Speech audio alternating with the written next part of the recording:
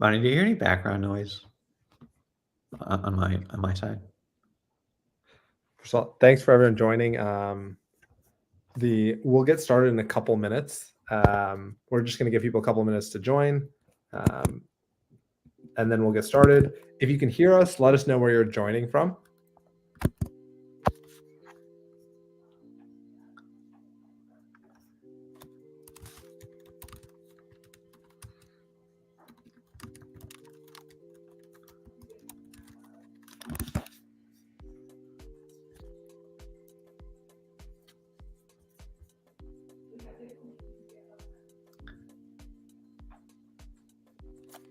And while you're joining, let us know if you can hear us. Let us know where you're joining from, and also feel free to. We'll get started in 2 minutes.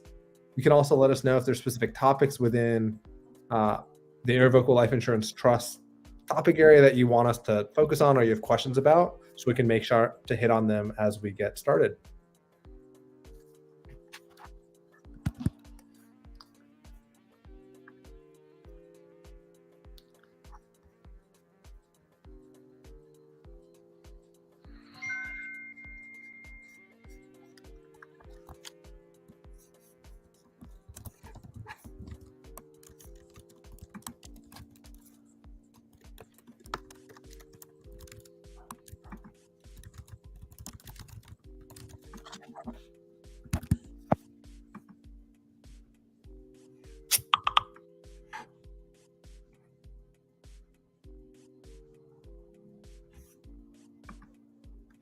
All right, perfect. We are going to get started. So first of all, really appreciate everyone taking the time to join us. We know it's a busy week. There's a lot going on. I'm sure after yesterday, everyone's catching up on work or just kind of catching up on the elections. But today we're going to be talking about Irrevocable Life Insurance Trusts, or ILITs. We're really going to be diving deep into what they are, how they're used, why do people use ILITs, the benefits, trade-offs, risks, more nuances about why they're their own structure, and then go through some case studies. Before we get too deep there, I want to just give a quick introduction on Valur and Peter and I, who are going to be kind of walking you through today. Peter, do you want to give a quick overview of yourself? Sure. So my name is Peter. I'm a trust and estates attorney. I am Valur's head of estate planning, so I handle a lot of these estate tax strategies. And I've been at Valur since March of this year. So I joined from a law firm. Yeah, thanks. So I'm Monty. I founded Valur, and a lot of this was based on my own personal experience of really in my own situation. I was fortunate to work for a company that IPO'd, was really figuring out how to maximize my exit and mitigate taxes. And as I was going through this process, you always hear stories about how X billionaire is able to legally reduce their taxes. I assumed it'd be straightforward for me to utilize those same strategies. What you quickly learn is this is a tax mitigation and trust space. It's a very opaque, slow, expensive space. And so after having personally gone through that myself, where there's plenty of mistakes, errors, paid way more than I should have, I started Valur, and the idea was, how do we use technology to make it easier for people to just, one, bring transparency to the space, to help people understand what are these structures, best practice structures that a family office uses to better preserve their wealth, and then also use technology to make it easier for people to not only understand those structures, understand the qualitative as well as quantitative benefits, but really make it lower cost to access high quality these trust structures and manage them on an ongoing basis without the overhead or cost that really has historically been part of the process. And that's really what we do at Valur, is how do you make these kind of best-in-class tax advantage products accessible? And so today we're really going to be focused on Irrevocable Life Insurance Trusts. And so as part of this, we're going to start with just an overview of the gift and estate tax exemption and some potential upcoming changes. The reason we'll start with that is that's kind of the core to understanding why Irrevocable Life Insurance Trusts are important. Then we'll get into what are these ILITs, Irrevocable Life Insurance Trusts, and how do they work, some of their benefits and trade-offs, and then go through a case study, and then leave some time for Q&A. And just as kind of general rules, please feel free to let us know if you have questions, put them in the chat. We'll either address them in real time, or if we're going to get to it later on in the presentation, we'll address them there. But we always like to make sure we're answering kind of what questions and specific scenarios you're looking at to make this as valuable as possible. All right, so let's get started with what is the gift and estate tax, and I'll throw that to you, Peter. What's kind of just an overview for, and by the way, we expect some of you may know what this is, but some of you may not, but we just want to make sure everyone's on the same level. So the gift and estate tax are really two related federal taxes. So the gift tax is basically a tax on transfers of wealth. The estate tax the gift tax is a tax on transfers of wealth during your lifetime, and the estate tax is a tax on transfers of wealth when you die and leave assets to your kids or grandkids or whatever. So both of them have a single exemption amount, which exempts 99% of people from ever having to pay it. And so the lifetime exemption amount is currently $13.61 million. And so if you're a single person with, let's say, a $14.61 million estate, when you die owning that amount, you'll owe $40,000 of estate tax, because it's 40%, at least at the federal level, it's 40% in excess of that 13.61 million exemption amount. If you're at 23.6 million when you die, then you'll owe $4 million of federal estate tax, and that's not counting state estate taxes. A number of states have their own estate taxes, like New York, and so the rates can actually get above 50% in some states, even after accounting for state and local deductions. And this is a broad overview. The intent behind this is the government wants to essentially tax wealth as it's passed between generations. Yeah. And so the idea is every time you're passing this wealth from one generation to the next, gift and estate tax does not apply to spouses. But as you're passing it to non-spouses, that's where this really kicks into play. So one, it kicks into play for non-spousal gifts, and then above these amounts. Essentially, the government's saying it's under these amounts, you don't have to worry about the gift and estate tax, or if you're passing it on to a spouse, you can pass on as much as you want to. But if you're passing it on to someone else, there's a limited amount that you can pass on before you face these taxes. Now, potentially the dirty little secret of this is, historically, if you do proper planning, you really shouldn't have to ever pay any gift and estate taxes. Is that correct, Peter? Yeah, or you can avoid a lot of it. Yeah. You can avoid a lot of it. With enough time and planning, you should be able to avoid all of it.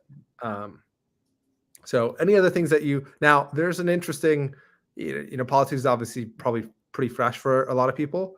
The lifetime gift exemption is currently close to, it's a little bit under $14 million per individual. So by the way, what that means is roughly a couple can pass on a little under 28 million to their kids before facing the federal gift or estate tax.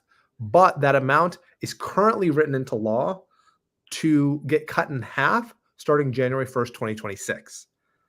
Is that right, Peter? Yeah, and so they need, Congress would have to actually pass legislation to extend the current levels. And so in the absence of new legislation, it's going to be cut in half in about a year. Yeah. Now, this is, and just as an important caveat is, so currently, with the way the law is currently written, it's important to take advantage of this enhanced, the fact that you have roughly 2x, not roughly, you have 2x the gift and estate exemption that you will have in a little over a year. But this is something that, depending on where the election lands from a House perspective and political considerations, that may change. But it is something that, if it doesn't change, there's a significant amount of value to doing this sooner rather than later. Yeah, if you're going to be over the exemption amount when you die, that additional exclusion, the additional 7 million or so of exclusion per person, is worth millions and millions of dollars, and so it's really important to take advantage of it. Yeah. Perfect. So hopefully that's helpful there, of kind of understanding this basic, because this is really where ILITs come into play. ILITs, again, are really for folks that are worried about estate taxes.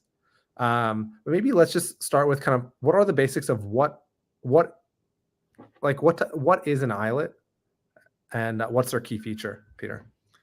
Yeah, so an ILIT, so it stands for Irrevocable Life Insurance Trust.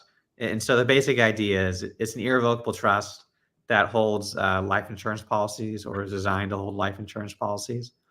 Um, the slide mentions that ILITs are generally what's known as intentionally defective grantor trusts. Um, we have a separate webinar about IDGITs, but basically, the short explanation is that it's a type of trust that is considered outside of your estate for gift and estate tax purposes, but is ignored for income tax purposes. And so, to the extent that it generates income, you would pay the income tax. Although with an ILIT, typically it's just owning insurance, and so there's no real income tax liability most of the time. Yeah, and just another Um, kind of simple piece on that. yeah. There's really two types of irrevocable trusts that people use for kind of estate planning. Is there's non-grantor trusts and IDGITs, what Peter just mentioned. The non-grantor trusts are outside of they're their own tax entity for estate tax purposes and when paying income tax. So the trust pays its own income taxes. IDGITs are also outside of your estate, but the grantor or the person who sets it up pays the income tax. That's the key high-level difference between them. There's nuances at a deeper level, but as Peter said, we have another webinar that you can watch if you want to go deeper on that. But what's the key feature of ILITs are IDGITs, right? But what's their key feature and kind of use case? Yeah, so the basic idea is if you're someone who or who personally or has a client who thinks they're going to be over the exemption amount when they die, ILITs can be a really powerful estate tax strategy, and there's a couple of reasons for that. So one is you move the death benefit and any cash value out of your estate by purchasing the insurance policy in a trust rather than in your own name personally.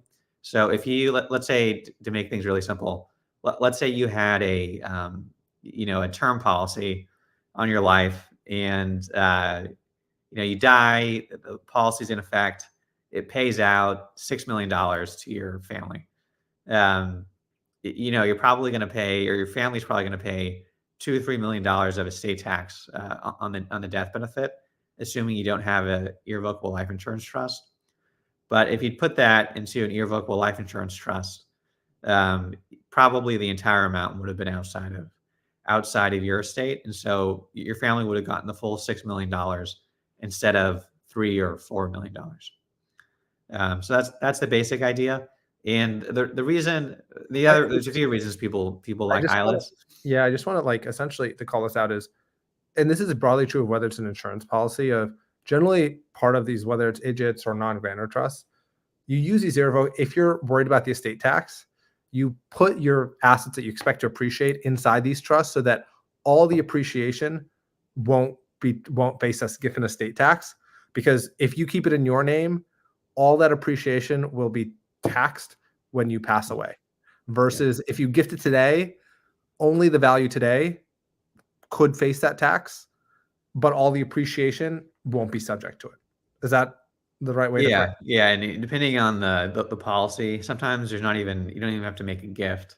So like a term policy, a $6 million term policy, the premiums might actually not be that significant, and so you might be able. We can talk about this later, but there are ways to fund insurance trusts without having to make taxable gifts to the trust to fund them.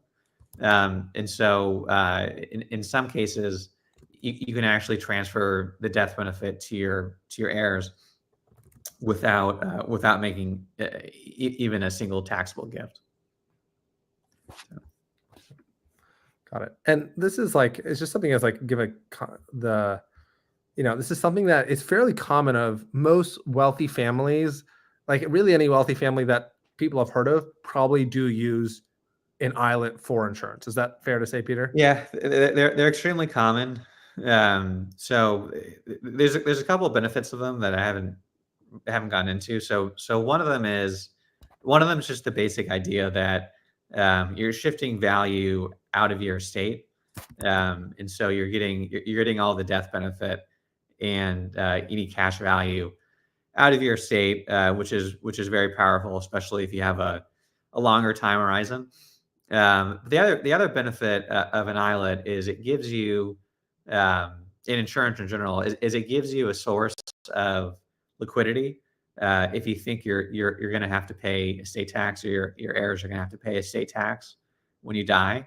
So the classic example is, somebody has uh, a large illiquid asset, maybe a small business or something, or just a large piece of real estate, and they want to keep the asset in the family long term, but they know that there's going to be a state tax, significant estate tax when they die, and so the question becomes, how are my kids going to find the cash to pay the estate tax without selling the business or selling the land or whatever it is? And one strategy is you get life insurance. The life insurance is outside of your estate and a trust, and then when you die, your estate can borrow cash if it needs the cash to pay estate tax. It can borrow the cash from those trusts and pay the trust back later. And so it's sort of a source of liquidity to pay estate tax, and at the same time, it's an efficient way to get value outside of your estate for estate tax purposes.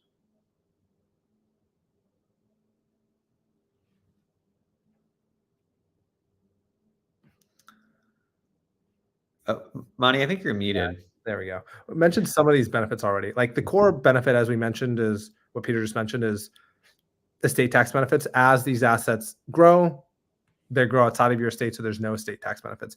We've talked, you mentioned a little bit about insurance, but do you just want to give a quick overview of the tax-free growth benefit of insurance? Yeah. So one of the reasons wealthy people use ILITs is just because they allow you to take advantage of both the estate tax benefits of irrevocable trust and also the income tax benefits of life insurance in general. And so life insurance, if you're not familiar, the investments inside of a life insurance policy aren't subject to income tax, state or federal. And so basically your pre-tax return is also your post-tax return, and the death benefit is also not taxable when you die. And so depending on how the money's invested, you can potentially generate pretty strong returns post-tax if you're using life insurance. Yeah, and this is where it's like one of the typically a trade-off with insurance is that you get lower growth, but it's tax-free growth. Now, there are exceptions to this, things like private placement life insurance. We won't get into that today. That's its own subject, kind of own webinar. But really what we're talking about is you get these two core benefits of tax-free growth from the insurance policy, of the investments, plus so you're avoiding capital gains and income taxes. And then you're getting estate tax-free growth because that appreciation happens outside of your estate. Is that right, Peter? Yeah, exactly. Yeah. Now let's get into, there's a financial piece of this as to kind of what are these tax benefits, but let's get into the non-financial benefits. What are the other reasons that people use ILITs? Yeah. So there's a few other benefits. So setting aside the tax stuff, so irrevocable trusts in general provide a lot of asset protection, and so if you were going to have a life insurance policy anyways, you might want to own it inside of a trust, even without tax considerations, just to provide that extra layer of asset protection in case you have lawsuits or other issues, or your beneficiaries have creditors. That's one of the big reasons people set up ILITs. And then the other thing that I already mentioned is ILITs are often used as a source of liquidity for families who have estate tax liability, because you know that when the person whose estate it is dies, right after they die, the insurance company is going to cut you a large check, and so that's sort of a guaranteed source of liquidity for estate taxes. I thought it might be helpful to dive into this more. to those two particular things. Like, what are some? I think people tend to underestimate the asset protection benefit of ILITs and broadly asset protection, because this is one of those things of, I think the common scenarios this comes into play, and feel free to add on, Peter, are if people get a divorce. So you could set up a trust for your kid, and let's say they get a divorce, or Yeah. they're in a car accident, because first of all, obviously no one here wants those things to happen. Unfortunately, life does happen. Maybe Yeah. do you want to kind of explain of how would the asset protection benefits benefit someone in those scenarios? Yeah, so there's a few different layers. One thing to keep in mind is it's not just protecting the insurance policy or proceeds from your creditors. It's also protecting the proceeds from and ongoing investment returns from your kids creditors or grandkids creditors, whoever the beneficiaries are. And so typically with an ILIT, the way it's set up is set up as what's sometimes called a dynasty trust, a trust that's designed to last multiple generations. And so that does a few things. One of the things it does is it gets assets out of your kids' estates, which means both that the insurance proceeds and those investment returns won't be taxed on their deaths, and also that their creditors, including divorcing spouses or business partners who are suing them or whoever, won't be able to access uh, you know those uh, those assets because they won't be personally owned by the beneficiaries themselves. Yeah, that's a big piece. And let's go to like what are the trade-offs and downsides of Island. So I'll start with one that's not even on here. So, and this is broadly, whenever you set up entities or legal structures, there's typically a cost. There's typically an upfront cost and ongoing cost. Not to talk about Valor too much. One big difference between Valor is we don't charge anything for these trust agreements or trust documents, so there is no upfront cost, and then we tend to be fairly low in the administration costs, typically a percentage of others, but there is some added cost. Obviously, there's in doing this and getting these other benefits, there's a cost to doing so, accounting, legal filings, etc. But what are some of the other trade-offs, Peter? Yeah, so there's a couple. So one is the trust is irrevocable. You actually can make changes to the trust agreement, certain limited changes depending on context. But in general, if you're putting $1 million into an ILIT to pay insurance premiums, you shouldn't count on getting that money back. You should think of it as like you're giving away that money, and it's going to be your kids' money or your grandkids' money. And so it's at least to some extent, a permanent transfer of wealth from you to someone else. Yeah, and by the way, this is broadly true of most irrevocable trusts, not all. In most cases, you are giving away the money, and this is also where the benefit of getting the money outside of your estate, so the growth is estate tax free. In most cases, precipitates that you no longer have access to it. So it is kind of the yin and the yang, and this is to why is first of all, this is for folks who are worried about estate taxes, but it's also you typically want to be financially secure. You don't want to be depending on this money for your own kind of ongoing financial needs. Yeah. Yeah. And so that sort of relates to Brian's question. Can you borrow from or borrow against the assets inside the ILIT? And the answer is yes. You can borrow. You can't borrow against them, but you can borrow. Well, you can borrow from the ILIT. It's a little bit complicated, more complicated than if the ILIT didn't exist, but it's definitely doable. So basically, you can't borrow directly from the policy, but you can borrow from the trustee, and the trustee can borrow from the policy. Um, yeah, I would say sort of like what Monty was alluding to. So if you're planning on using a life insurance policy primarily as like an income replacement type vehicle, an ILIT maybe doesn't make as much sense. Where it really makes a lot of sense is where you're really just trying to you're setting up an insurance policy and you view it as sort of a long-term wealth accumulation vehicle, and you want to transfer as much assets as possible to your kids. That's really the sort of prototypical use case.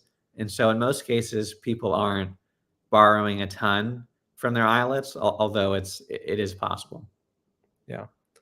Yeah. And this is another way I'd frame this is you can, if you really need to, it's not built to do that. So there's a couple of intermediate steps, and you shouldn't set up an ILIT with insurance in it with this in mind. But it's almost like in case of emergency, you could do that if needed. Yeah. Now we'll get into kind of one other basic question of what's the difference between an ILIT and an IUL? I guess, well, they actually work together. But do you want to dive into that? Yeah, they go together. So an IUL is a type. It's Index Universal Life. It's a type of life insurance policy. And so the ILIT is the trust that owns the insurance policy.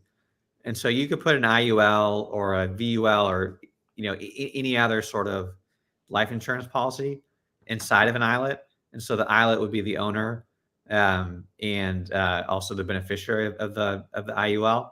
But yeah, basically the difference is the ILIT is the sort of the structure, and the IUL is the policy. Yeah. In other words, they're complementary, and generally ILITs are complementary with insurance. You will put insurance inside of an IUL. It's not a replacement for insurance. It is, you wouldn't use an ILIT without insurance. You can get insurance, not have an ILIT, but you wouldn't get an ILIT. You wouldn't set up an ILIT unless you had insurance. Yeah. You'd be setting up an IDIT or some other type of trust if you didn't have any insurance. Yeah. All right. Now, we've mentioned this a couple of times of an ILIT is a type of IDIT. And you may be wondering of why don't I just set up an IDIT and put insurance inside of it? The typical kind of approach is to set up an ILIT as its own standalone entity. We want to just kind of chat through, and maybe Peter, let's dive into why do people set up ILITs as standalone vehicles for their insurance versus just bundling it with their traditional with an IDIT? Yeah, so there's a few reasons. So probably the thing that comes up the most that I see is people who have existing trusts that for whatever reason can't own insurance. So sometimes the provisions of the trust agreement, or they're missing provisions that you'd want to include in a trust that's owning insurance. There's a special tax provision called Section 2042 that deals with sort of the estate tax consequences of owning insurance policies. And so you want to make sure that the trust agreement is consistent with that language. And then the other reason, which sort of goes to point 3 on the slide, is that non-grantor trusts usually can't hold life insurance. And so if you're trying to set up a non-grantor trust, for example, like say you're trying to avoid California income tax and you want to set up a South Dakota non-grantor trust, it doesn't really make sense to try to combine the non-grantor trust with the ILIT, because the ILIT can't be a non-grantor trust in most cases. And so if you're trying to do the non-grantor trust and the trust with insurance, you really want to have 2 separate trusts there. Yeah. I mean, the other piece I'd add on is, so one is you don't really want to, it doesn't make sense with the non-grantor trust. There's also still like, why do you segregate it from a typical IDIT? So one is just kind of almost like, you think of it like hygiene or kind of best practice of just separating. Insurance is a very particular type of asset and just putting its own trust.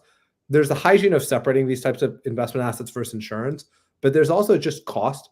ILITs, while they are a type of IDIT, if they just have insurance inside of them, they are much cheaper to administer, which means it's lower cost. It's easier to decide to set that up. It's a lower burden on you or your clients if you're deciding to move that forward with that route, versus with an IDIT, it's significantly more expensive.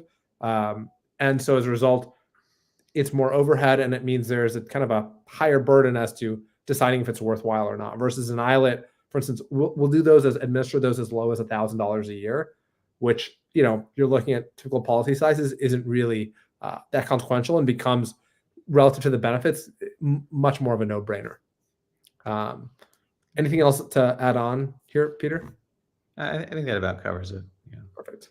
Let's go into now we'll jump into really a case study, and just want to understand of this is something I think common at Valur, and we have calculators typically for all these types of tools where whether it's other types of trusts or other vehicles to illustrate the value. I always want to show it's like no one does tax stuff for fun, right? Like everyone's looking for typically a financial or other type of benefit here. And so we want to jump into what is the benefit of using an ILIT with insurance versus if you didn't use an ILIT with that same insurance policy. Peter, do you want to just walk through the scenario here? Yeah. So, this scenario, Sarah is a 50-year-old New York City resident. She has a $10 million net worth, and she expects to be over the lifetime gift and estate tax exclusion amount when she dies. So, keep in mind right now the exclusion is 13.61 million. But $10 million, if you're 50, you're probably going to live another 40 years. And so $10 million is going to be worth a lot more than $13.61 million, hopefully in 40 years than it is now. And so she thinks she's going to be over the exemption amount. She wants to minimize the estate tax that her kids are going to have to pay when she dies.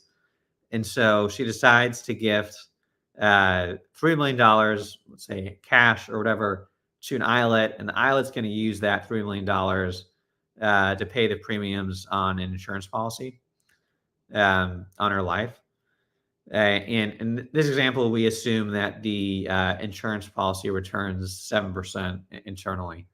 And so basically, what the chart shows is that the ILIT saves estate tax on the entire death benefit. And so it would have been, $8 million because of close to 50% estate tax in New York State. But because of the ILIT, her kids are able to keep the full, $16 million of death benefit. Yeah. And this is where it's like, we talk about this 40% tax and the appreciation.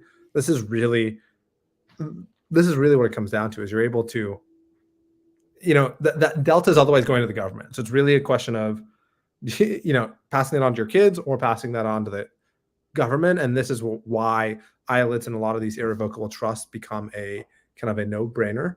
And by the way, if the exemption amounts drop as they do in January 1st, 2026, people would be facing more in taxes. And so the value and starting to do estate planning even earlier becomes more important. Yeah. In some ways, this is actually understating the benefits because, with the ILIT, those assets are more creditor protected. B, those assets are going to go into a trust for the benefit of your kids when you die. And those trusts are going to be creditor protected and outside of your kids' estates. So there also won't be estate tax when they die. But the basic idea is that for pretty marginal amount of costs, you can save a huge, multi-million-dollar amount of estate tax when you die. Yeah, that's the big thing. This is where it's also like, I think you hit a good point where I even overlooked this.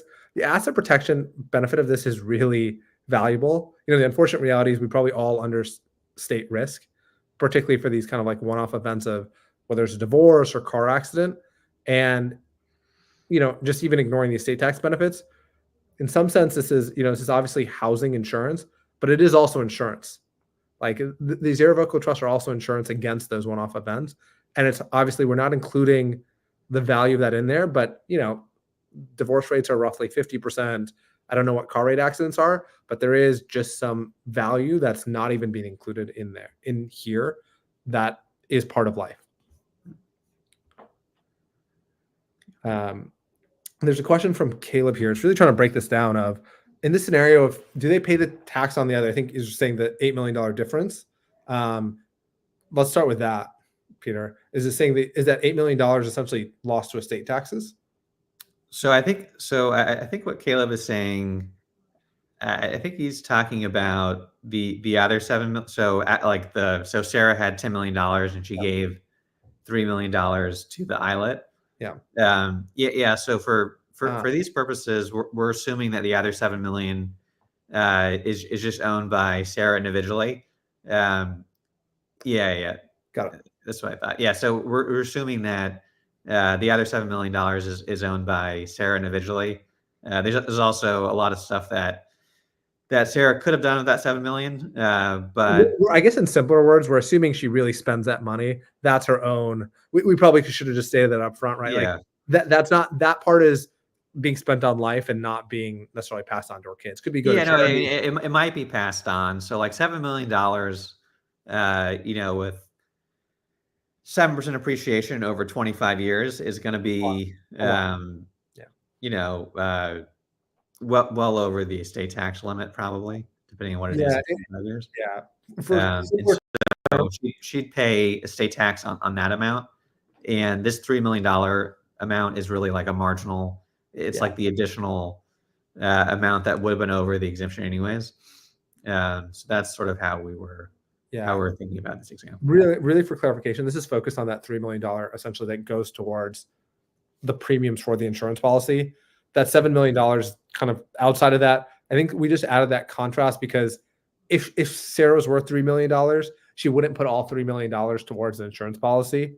So to Peter's point, she could gift that to her kids separately or for life or give it to charity, whatever it is. But it's just to give that context as people don't put all their money typically in insurance policies. So, so let us know if you have other questions. And just as like quick kind of follow up here, you can always set up time with us to chat if you have questions about this. We not only we help people set up ILITs, we work with a lot of individuals, advisors to set up ILITs, but also all other types of estate planning trusts like crummy trusts, GRATs. This is for if anyone's looking at kind of end of year planning and they're worried about the estate tax, you should probably set up a crummy trust to take advantage of your annual gift exclusion. But we also help people with other kind of tax mitigation solutions related to mitigating capital gains and ordinary income solutions. So you can set up time to chat with us here. And also feel free to, we have a couple of upcoming webinars that might be useful or interesting. Next week, we're chatting about how the US election and kind of the changing parties might impact potential taxes, tax incentives, and some of the opportunities it may open up. For instance, bonus depreciation, the state exemption may stay the same. We'll go into some of those changes that may be on the horizon and some of kind of the things that you can do. The following week, we'll be getting into GRATs. This is one of the more powerful estate planning structures out there. The kind of a colloquial description of it is for GRATs is heads you win, tails you tie. In other words, you can't lose if you use a GRAT. And there's kind of an interesting story of how the Walton family behind Walmart actually won a Supreme Court case against the IRS that helped define what GRATs are and how they're used today. And then 2 weeks after that, the week following Thanksgiving, we'll get into kind of what are a checklist of end of year estate tax planning strategies and opportunities to make sure you and or your clients are in good shape before we end the year. So please let us know if you have any questions. And as always, let us know if you have any feedback. We'll be following up with an email that has a video recording if you want to review this, as well as some of these other webinars. And as always, appreciate everyone taking the time to join. And we'd always love feedback or to connect if you think we could be helpful to you. We'll give so two things that popped up. Brianna was asking where you can sign up for one of these webinars. We're going to send out an email in the next hour where you'll get a list of all the kind of upcoming webinars, as well as a link to this recording where you can sign up for these webinars. So you should see that in your inbox shortly. And then get to this question of, Peter, you just want to give a 1-minute description on what are crummy trusts, and maybe start with what is the annual gift exclusion, and then kind of get into crummy trusts.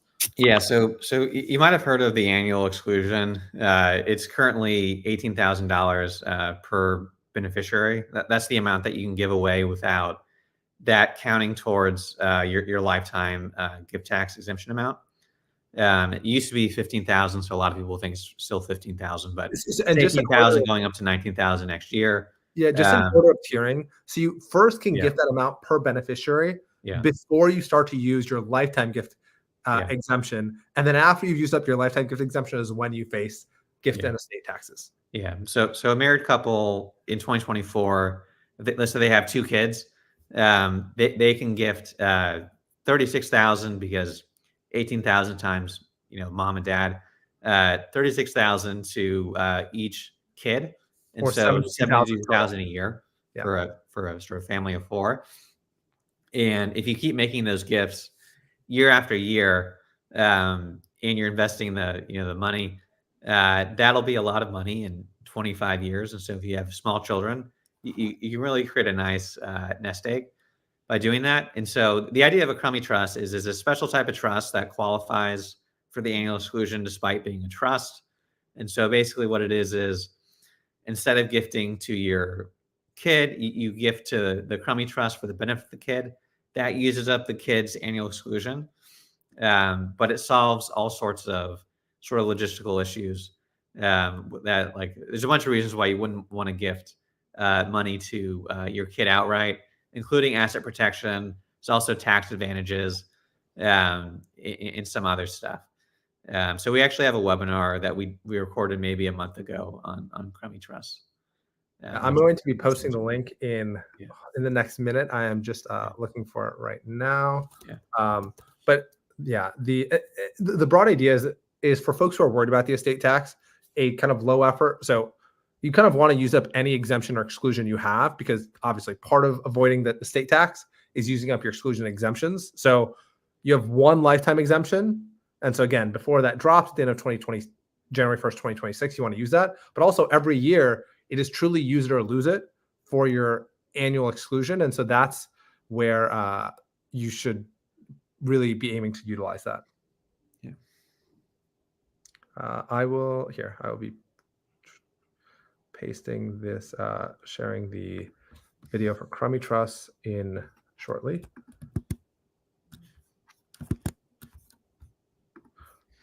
Yeah, we have a that's the YouTube page. This YouTube page has like a large number of videos, kind of like this one, on a large variety of topics. And so if you're curious to learn more about tax planning, there's a lot of videos there. Yeah, and I also like to kind of add on to Peter's point. There's a lot of videos on different topics. And let's say, for instance, you don't know which product even makes sense or which one you want to dive into.